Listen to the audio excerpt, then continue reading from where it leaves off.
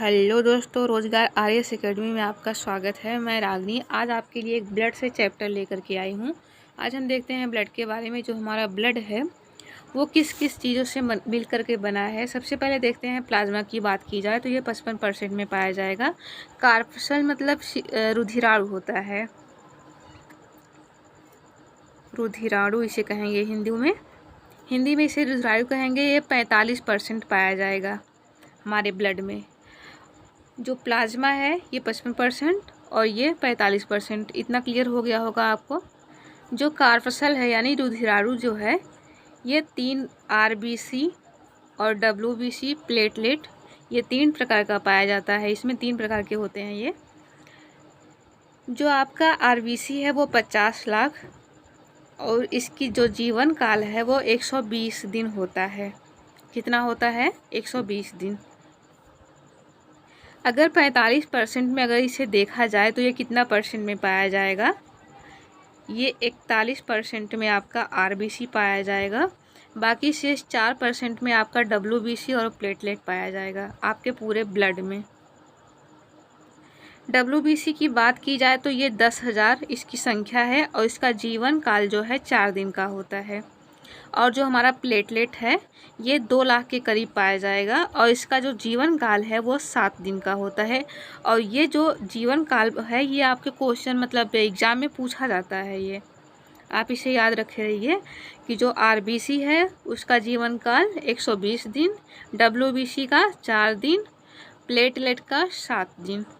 आशा करते हैं कि इतना आपको क्लियर हो गया होगा। चलिए आगे देखते हैं।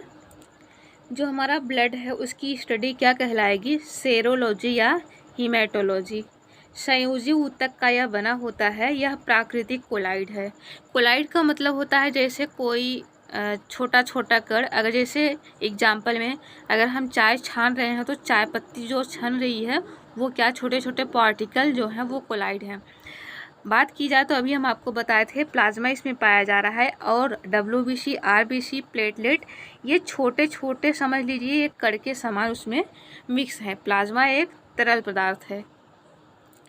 ब्लड का जो पीएच है वो कितना होता है? 7.4 यानी कि ये क्षारीय होगा। इसका जो बेस है पीएच वैल्यू जो है 7.4 यानी कि ये क्षार होगा। यह मेल में कितना लीटर पाया जाएगा? मेल में 5.5 लीटर और फीमेल में 5 लीटर। यानी कि अगर फीमेल की बात की जाए तो इसमें आधा लीटर कम पाया जाएगा। चलिए देखते हैं इसका निर्माण कहाँ होता है। जो हमारा ब्लड बनता है डब्ल्यूबीसी, आरबीसी, प्लेटलेट ये सब कहाँ बनेगा? जो वयस्क लोग हैं उनके बोन मैरो यानी कि जो हड्डी है हड्डी के अंदर ये बनेगा। जो खोखली हड्डी आपको हम बताए थे कि जो आप ऐसे देखिए तो जालीनुमा संरचना ऐसे ऐसे दिखेगी हड्डी के अंदर, उसमें ये बनता है कि बोन मैरो जो है उसी में बनता है। लेकिन जब बच्चा माँ के गर्भ में रहता है, जब वो भ्रूण रहता है, तब उसके अंदर क्या हड्डी का विकास रहेगा? उस समय उसके हड्डियों का विकास नहीं हुआ रहता है। तो उसके लीवर में यानी भ्रूण जो है, जो माँ के गर्भ में बच्चा है उसके लीवर में आरबीसी, डब्ल्यूबीसी इन सब का निर्माण होता है। पूरा ब्लड का निर्माण लीवर में होगा भ्रूण के अंदर और ब्लड का जो निर्माण है बोन मैरो में होगा। हीमोग्लोबिन की बात की जाए तो ये मेल में 14 ग्राम प्रति डेसीलीटर में पाया जाएगा और फीमेल में 13 ग्राम प्रति डेसीलीटर में पाया जाएगा। यानी कि मेल से फीमेल में 1 ग्राम कम होगा क्या? हीमोग्लोबिन। और हीमोग्लोबिन जो है इसकी वजह से जो आरबीसी है उसका रंग लाल होता है। रक्त परिसंचरण की खोज किसने किया था? William Harvey. ये क्वेश्चन पूछा गया है कई बार। जो ब्लड है उसका कार्य क्या है? ये ताप को नियंत्रण करता है। यानी कि हमारे शरीर में वो चल रहा है, दौड़ रहा है। आपको बताए थे कि हम 120 की स्पीड से आ रहा है और 80 की स्पीड से जा रहा है। अगर कहीं भी घर्षण हो रहा है तो वहाँ पे ऊष्मा तो बनेगी ही। तो ये अगर घर्षण हो रहा है एग्जाम्पल में आप दोनों हाथ को ऐसे रगड़िए तो उसमें से कुछ गर्माहट उष्मा तो निकलेगी। सेम वही कंडीशन, अगर हमारी नसों में ब्लड दौड़ रहा है तो हमारे ताप को ये नियंत्रित कर रहा है, वहाँ से उष्मा बना रहा है, वो नियंत्रित कर रहा है क्या, ताप को। पोषक पदार्थ का परिवहन करता है। अभी हम पिछली वीडियो में आपको बताए थे जो हमारा हीमोग्लोबिन है वह ऑक्सीजन का आदान, यानी कि हमारी जो गैस है हमारे शरीर में ऑक्सीजन को पहुंचाता है सेल में, वहाँ से कार्बन डाइऑक्साइड बाहर निकालता है। तो ये क्या काम कर रहा है, परिवहन का, एक स्थान से दूसरे स्थान को गैस को भी ले जा रहा है और क्या, पोषक पदार्थों को भी। हमारे शरीर में जो पोषक पदार्थ हैं उसे कौन ले जा रहा है, कोशिकाओं तक, वो ब्लड आपका ले जा रहा है। उत्सर्जी पदार्थ का परिवहन, आपने देखा होगा कि जो किडनी चैप्टर है उसमें हम बताए थे कि हमारे ब्लड में जो वेस्ट मटेरियल हैं, जैसे किडनी में नेफ्रॉन कैसे छान करके यूरिया को अलग कर दिया, आरबीसी है उसे क्या कहेंगे, एरिथ्रोसाइट, और डब्ल्यूबीसी को ल्यूकोसाइट कहते हैं, और प्लेटलेट को थ्रोम्बोसाइट। आरबीसी का जो आकार होता है कैसा होता है, ये गोला होता है। कैसा होता है, ये गोला होता है। ऊंचाई पर जाने पर इसका आकार बढ़ जाता है। आकार बढ़ जाने का मतलब, अगर ये ऊंचाई पर जाएगा तो इसका आकार जो है, आकार में इसकी वृद्धि हो जाएगी। और इसमें लाइसोसोम नहीं पाया जाता है। जो लाइसोसोम है, जो आपको हम बताए थे सेल वाले चैप्टर में कि जो लाइसोसोम है उसका कार्य क्या है। लाइसोसोम का कार्य होता है कि जैसे हमारे लाइसोसोम एक प्रकार का जल अपघटक एंजाइम है। ये हाइड्रोलिटिक एंजाइम छोड़ता है। जैसे कि हमारे सेल में कोई भी कोशिका का अंग अगर डैमेज हो गया, उसे या उसकी मृत्यु हो गई तो उसे ये पचा लेता है, लेकिन जो हमारा आरबीसी है उसके अंदर ये नहीं पाया जाता है। तो सोचिए, इसका जीवन काल जो है 120 दिन हुआ, तो जब ये इसकी डेथ हो जाएगी तो ये कहाँ जाएगा, कैसे ये ख़त्म होगा, इसका लास्ट कैसे होगा। हमारा जो बोन मैरो है वो ब्लड आरबीसी बना करके दे रहा है, ब्लड बना करके दे रहा है हमारे ब्लड में। उसके बाद ये पूरे ब्लड में, पूरे वेंस में ऐसे दौड़ रहा है। 120 दिन के बाद ये इसकी मृत्यु हो जाती है तो ऐसे टहल रहा है। जब ये प्लीहा यानी कि तिल्ली में जब उसके पास पहुंचेगा, वो देखेगा कि अच्छा ये मर गया है, इसको हम अपने साइड, उसके पास ढेर सारे लाइसोसोम होते हैं, वह अपने पास इसको ले करके इन सबको मार देता है। उसके बाद आगे देखते हैं, केंद्रक इसमें नहीं पाया जाता है। ये रुधिर का कितना परसेंट है, 95%। अब आप सोच रहे होंगे कि अभी तक तो ये 45% में से 41% था। वो बात क्या थी, पूरे ब्लड की बात हमने किया था, वहाँ पे दिखा दे रहे हैं। यहाँ पे हम पूरे ब्लड की बात किए थे।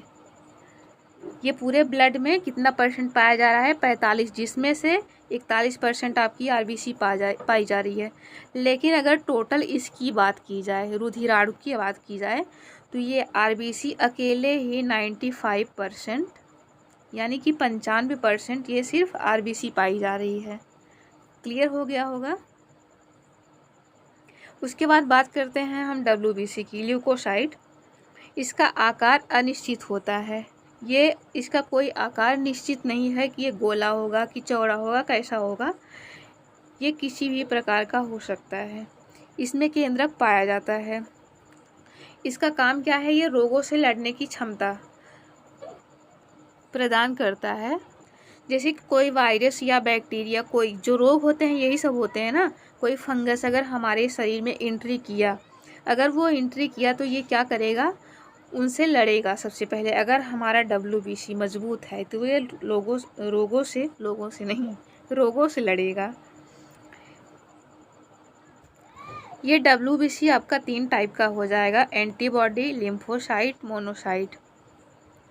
एंटीबॉडी का काम क्या हुआ, जैसे कि हमारे शरीर में कोई बैक्टीरिया, वायरस अगर एंट्री किया, या हमारी शरीर इसमें अगर एंट्री किया, ये क्या किया, ये तुरंत मैसेज देगा किसको, लिम्फोसाइट को।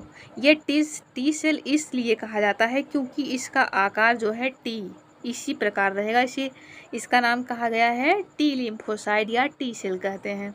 ये क्या करेगा, उन सबको पकड़ पकड़ के मारेगा। कौन, जो अंदर इंटर किए हैं, बैक्टीरिया, वायरस, फंगस, ये सब।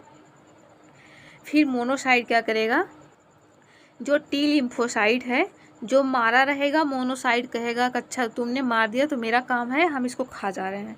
ये तो है नहीं कि वही अगर मार देगा। आप सोचिए कोई भी बैक्टीरिया या वायरस ये अगर मैसेज दिया, एंटीबॉडी अगर मैसेज दी कि भाई ये इंटर कर गया और टी-सेल उसे मार दिया, तो उसी में टहलेगा क्या हमारे ब्लड में, हमारे शरीर में, वहाँ पर तो सड़न हो जाएगी, सड़ जाएगा मर जाने के बाद।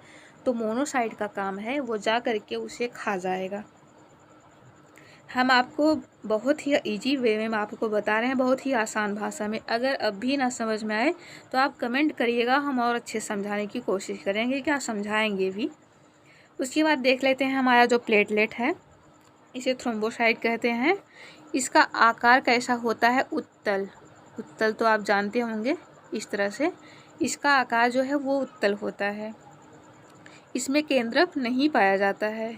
यह शक्ति प्रदान करता है। जैसे इसमें डेंगू होता है, इसकी कमी से डेंगू हो जाता है।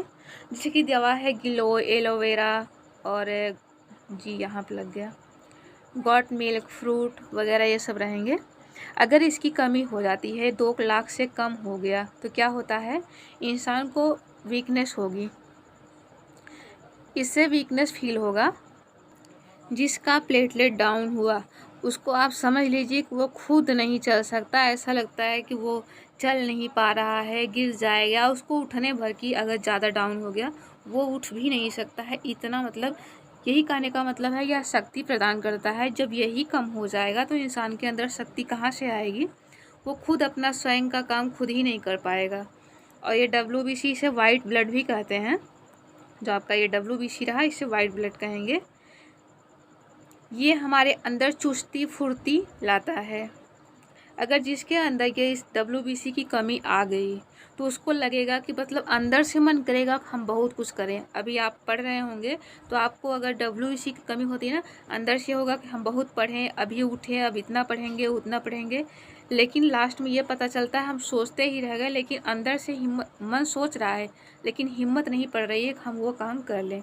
ये हमारे अंदर चुस्ती और फुर्ती लाता है। लेकिन अगर RBC की कमी हो गई तो कुछ आपका मन ही नहीं करेगा। इसलिए कहते हैं बेटा आप अपनी सेहत का ध्यान रखिए। आपका सेहत बना रहेगा तो आपकी पढ़ाई मस्त रहेगी, आप अच्छे से पढ़ पाएंगे। खाओ पियो मस्त रहो, पढ़ाई में व्यस्त रहो। मिलते हैं अगली वीडियो में नए टॉपिक के साथ। तब तक के लिए जय हिंद।